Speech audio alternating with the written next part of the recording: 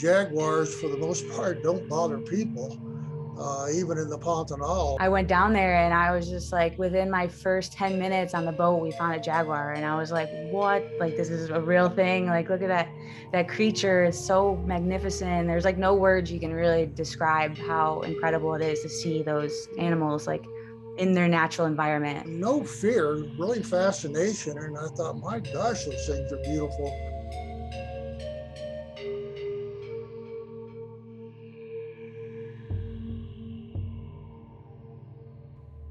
In the heart of South America lies the world's largest tropical wetland, the Pantanal. Home to a wealth of biodiversity, the Pantanal spans across Brazil, Bolivia, and Paraguay. In recent years, this massive wetland has gained notoriety for being home to a remarkably high volume of the America's biggest cat, the jaguar. Since your visit to the Pantanal 20 years ago, how do you think the outlook of jaguar conservation has changed from then until now? Well, one of the things that's happened relative to jaguars is that there has been major efforts to open up a corridor for jaguars to move among the various countries in which they're endemic, starting in Mexico and going all the way to Brazil, maybe even further south, I'm not sure, but this wildlife corridor allows for transmission of new genetics. The point being with jaguars, if you have this availability of a wildlife corridor, then populations have the ability to roam and breed with other males or females. For years, cattle ranchers in the Pantanal, locally known as Pantaneiros, have been at war with the region's apex predator. Jaguars have seen cattle as an easy and abundant prey item. As a result, this has put the big cats in the crosshairs of the ranchers. You know, in lots of different places, humans are living in and grazing livestock in places where carnivores also live, right? We're sharing these landscapes, whether we like it or not. Something like 26% of the Earth's ice-free surface is used for livestock grazing. And that doesn't even count like all of the agricultural land used to grow fodder. So that, you know, we're going to inevitably come into contact with predators if they are on the landscape, like if we haven't killed them off or moved them away. Cattle ranching has been traditionally going on in Pantanal for over like 250 years, and 95% of Pantanal is privately owned ranches. So there's lots of jaguars here, and there's lots of cattle. So over those 250 years, there's many jaguar that have learned now to kill cattle. In the Pantanal in particular, there have been a lot of conflicts between ranchers and jaguars for a long time. It's especially dire for folks who have small scale ranching, right? Like if you have your animal killed and you're relying on a small amount of animals, that's not great. They estimate that there's probably like 200 to 400 jaguars killed each year by cattle ranchers. And I could only imagine that number is much higher. And that's kind of what you're seeing in general is like, yes, you have industrial livestock raising and industrial agriculture, but a lot of the people who are living alongside predators and dealing with predators eating their livestock are smaller scale, family held. You know, in some cultures, the cows are your bank account, right? You see each one as something that's valuable to you, both from a monetary and an emotional standpoint. We don't talk about the emotions enough. So when you have a predator eating that, it can be devastating for someone on an emotional level, but also on like a poverty level. Or if they just see a jaguar on their property, they kill it. And even though they are a protected species, it's a very lawless area because it's so vast, and most of these ranches aren't even accessible other than by boat or plane. So you can only imagine. You can't really blame people who are dealing with poverty for not caring about whether predators persist in the landscape. Like they're trying to get the food on their table and make sure that they don't lose their livelihood. And that's something that I feel, you know, it's implicit, but we don't talk about it explicitly enough. What you're going to see with the ecology and an ecosystem is if you have all of these perceptions and actual events that are leading to lethal control or secret lethal control or poisoning or whatever it is of an apex predator or a mesopredator, that's going to then have trickle-down effects on herbivores and on the surrounding landscape, sometimes to the detriment of the people that are doing that. During my time in the Pantanal, I stayed with Eduardo and his family, a third-generation cattle rancher who once killed jaguars with his father in order to protect their cows. Now, Eduardo and his family are defenders of the mighty jaguar. Eduardo exchanged the life of cattle ranching with ecotourism and now owns the Jaguar Ecological Reserve. He was a pioneer in ecotourism here in the Pantanal, and now others like him are following suit and converting their ranches into lodges to get in on the far more lucrative business of ecotourism. My name is Eduardo Falcão. My father was very famous guy around the Pantanal because he was a jaguar hunting, and he killed many caimans to sell skin for Paraguay. We are hunting jaguars together. I was a little boy. I was 10 years old because sometimes the jaguar kill many calves around here, and nothing to do. We need to protect our cows.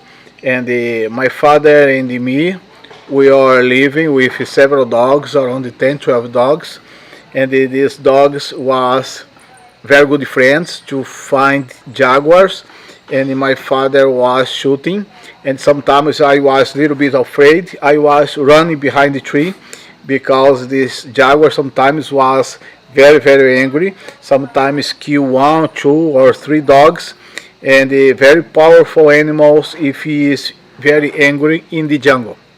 He used to be a cattle rancher, born, third generation cattle rancher, and he was inherited the land. And then a man named Douglas Trent found him in like 2000 and basically showed him that like you could make so much more money with the land that you have here if you switch over to ecotourism and turn some of these houses into like little huts and like learn English. So Douglas brought down a few volunteers to teach Eduardo and Roberto and like a few other main pioneers in that area English, teach them the birds and all the names in English. And they started selling tours like crazy because it was, at the time, no one really knew about Porto Joffre and how easy it was to see jaguars.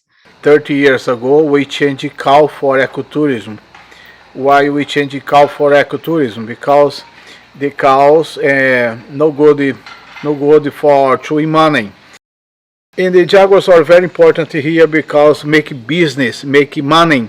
Everybody here wins money with ecotourism, with jaguar. A jaguar here in Porto Joffre, in this region, and they can move $7 million a year. This is a very good business, and I think for the future, for the new generation, this is the best way for conservation from these incredible animals. This is the best way for conservation is ecotourism. Eduardo was just one of many in the cattle ranching exodus, from once killing jaguars to protecting them, as their well-being is now an indicator of his own. Regulated ecotourism is a positive, as it involves locals like Eduardo in conservation efforts. Despite this beneficial mindset shift, a far greater threat still looms. The record-shattering and dangerous heat in parts of the west as a heat wave bakes in the east as well. For the past few days, it's been getting hotter and hotter. The record was broken Tuesday. Australia had its hottest ever day with a national average of 40.9 degrees. Antarctica has just had its hottest day ever recorded.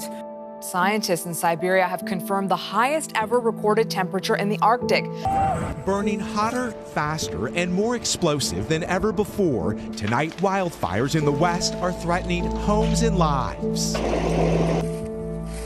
Fires continue to rage through the wilderness of the Brazilian Pantanal, the world's largest wetland. In 2020, 30% of the Pantanal was incinerated by record-breaking fires. Though the fires were man-made, the tinder-dry conditions attributed to the effects of climate change amplified their severity. The main threat is like the indirect killing through habitat destruction. whether that means clearing land for cattle ranching or, fires. It's loss of habitat. That's the real issue. Wetlands being drained, wetlands being polluted. So, as I've told many students and many friends, if you have the habitat, they will come, but you got to have the habitat. If you're not giving them a proper place where they can make a living, then you can have lots of efforts, lots of money thrown at it, but it doesn't make any difference. You got to have the habitat.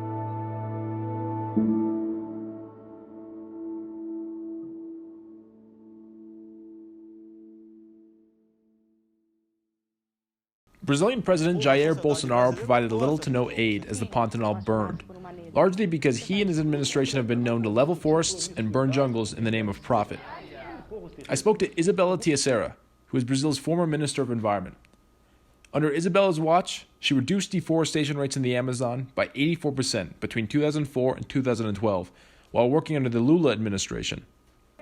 Under the current Bolsonaro administration, deforestation rates have reached an increase by up to 222%. With former President Lula set to square off against Bolsonaro in the country's presidential elections happening in the fall of this year, I felt Isabella's insight on the matter would be helpful.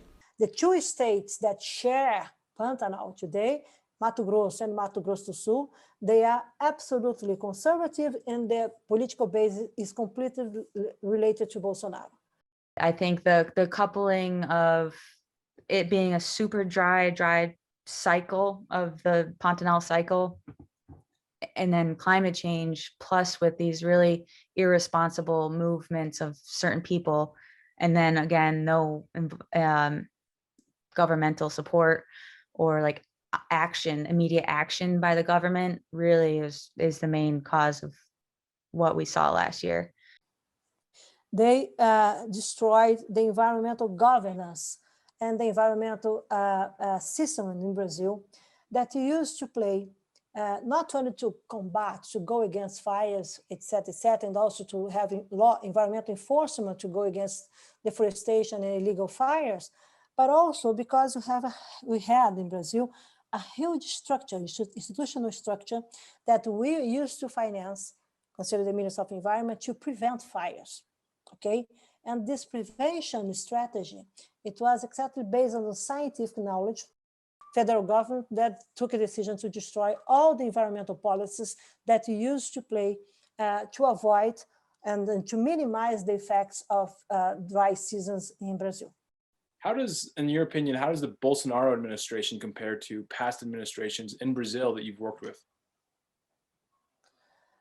I cannot compare, but none of these presidents gave any instruction against fighting deforestation. They support all the initiatives to tackle deforestation, okay? And Bolsonaro is the opposite. He's a man that used to stimulate deforestation because part of this political basis, okay, you have people from rural militia and ones that support him, that exactly the guys in charge of deforestation, illegal deforestation in Amazon region, for example. I think that he's a bad man, okay? Bolsonaro is a bad man. Well, he's not a conservative man. It's not this, it's bad. He's a man that wants to destroy things and also to go against people. He doesn't like people, in my opinion. So you cannot compare with other administrations.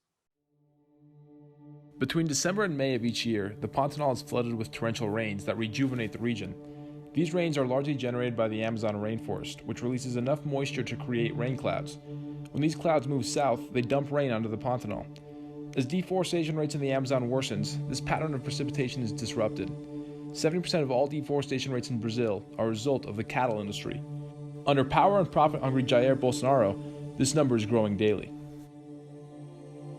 These floating rivers, as they call them, where the evaporation of the rainforest comes up in the sky and then it goes across with the trade winds and it hits the Andes and then it comes down the Andes and then it dumps rain all over Brazil and southern more southern part of Brazil, leading to the filling of the Pantanal. So like that whole cycle of these flying rivers has been disrupted, mainly from the deforestation and fires that are happening in Amazon. So, you know, like just because what's happening in Amazon potentially could be the reason why we are seeing these crazy fires in Pantanal. It's because we're not getting that normal rain cycle. And another thing which is frightening, which I kind of mentioned to you, is that the giant otters haven't reproduced in 2 seasons. And I don't know, we speculate that the reason why is because they can tell that it's not going to be beneficial to try to raise cubs, because it's going to be so dry and so difficult for like them to survive, because they need to eat like 3 to 4 kilos of fish per day, per individual. So if they're not going to be able to get enough food, why would they reproduce? The point is that not only in Brazil, but whether it's Belize or Bulgaria or wherever, our world's climate is changing. Climate change is currently and will continue to exacerbate human-wildlife conflict. I don't know where all the water's going. It's really frightening, that's for sure. I'm really nervous to see what's going to happen in these next few years. Not only for like the wildlife, but like the people there. I mean, I know Eduardo was having issues with water for his lodge last year. Like his reservoir is dried up. He's got to build a well, and he's never had to build a well or drill for a well in his entire life. You know, it's because it's crazy to think that the world's largest wetland doesn't have water anymore, but it's like visually happening. We know climate change is real. All you got to do is look at a thermometer, for God's sakes. But unfortunately, there are non-believers in terms of our role that we play in that. And good grief, the science is so clear that we are the primary cause for the climate change that we're experiencing right now relative to carbon dioxide. But there were people that will dispute that, just like there are people who dispute the reason to get a vaccination for COVID.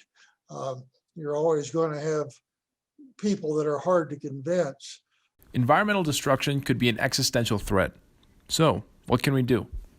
The first thing you got to do, and it happened with you obviously when you were still in elementary school, is you have to learn to care about wildlife, wild places, and know that your quality of life is diminished if those populations are diminished.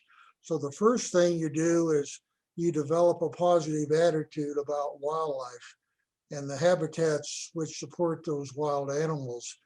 Then after that, if you have that positive attitude, you're much more apt as a teenager, as a young adult, and then as you go through life all the way up to being a senior citizen. And I'm 76 right now, so I've seen a lot of this. You will make decisions in terms of your own behavior, whether it's the type of car you drive, the type of house which you live in, the type of person that you select for local government or national governments. That will be one of the deciding factors that come into your behavior, because attitudes dictate actions. So the first thing you got to do is develop the right attitude.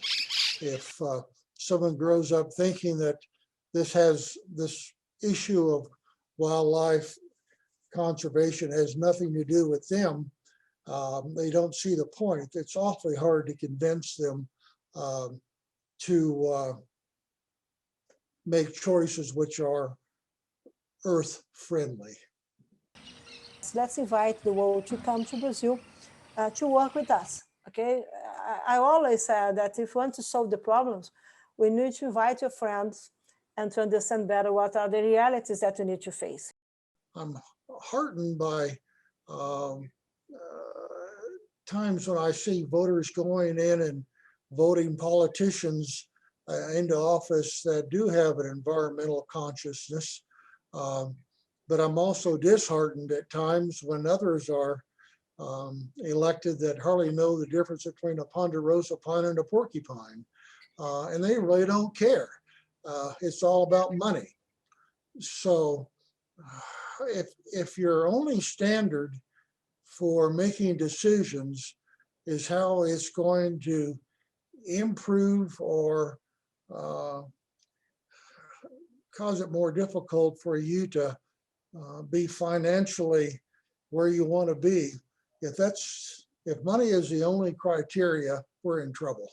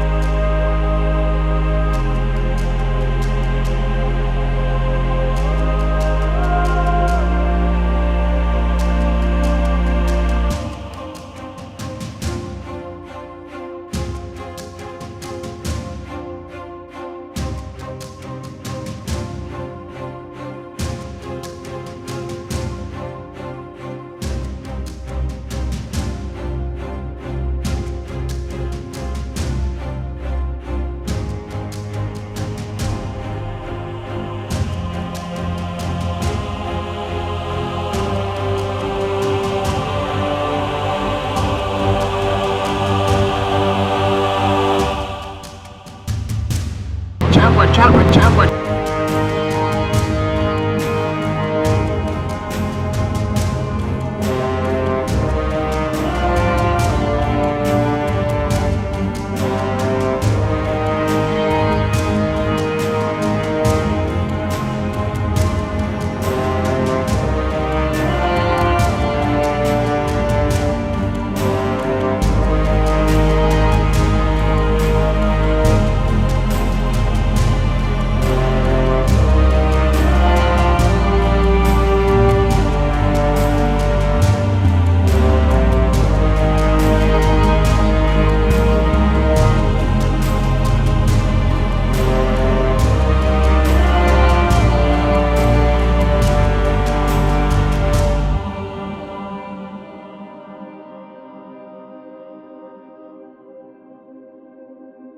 Do you have more hope for the future or less? Well, certainly I have more hope because more people are becoming aware that so many things are connected. What happens in the ocean impacts the climate in Colorado, for example. Whatever Brazil does to its environment is going to globally affect the world. What's going to happen to Brazil as the temperature increases globally? I'm absolutely hopeful about the future because I think that we don't have alternative. So we need to change. Nature is wonderfully organized.